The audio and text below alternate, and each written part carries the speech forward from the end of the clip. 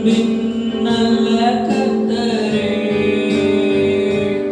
எல்லா நேரத்திலும் என்னை விழாமல் காக்கும் அன்பின் நல்ல கர்த்தரே. ஆயிரம் ஆயிரம் நன்மை அனுதினம் என்னை சூழ்ந்திட கிருபையும் இரக்கமும் அன்பும் கொண்டீரே.